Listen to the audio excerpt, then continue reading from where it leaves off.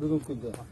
Гуманитардык жардамдардын келишин, ошол үйлөрдү кайсы акчаларга курушубузду жана башкалардын бардыгын өзү контролдоп отурат. Өз ал жерде кайдыгер карап отурган адам эмес. Азыр Тажикстан тарапка бөлүгүн көтөрүлгөн деп кайрылбайбыз. Биздин өзүбүз күчүбүз, мүмкүнчүлүгүбүз жетет.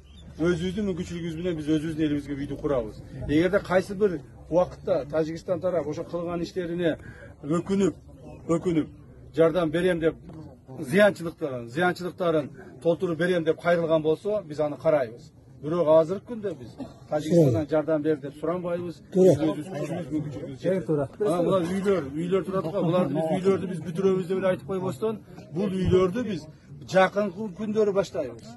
Жакын күндөрү ушул бир аптанын ар жак бер жагында үйлөрдү кайрадан ордуна кое баштайбыз. Мына күзгө чейин, сентябрга чейин жылуу жумшакта, мына суук түшө электе ар бириңер үйлөрүңөр Кудайга жакшынакай болуп бүтүп, ичине кирип жашап каласыздар Кудай.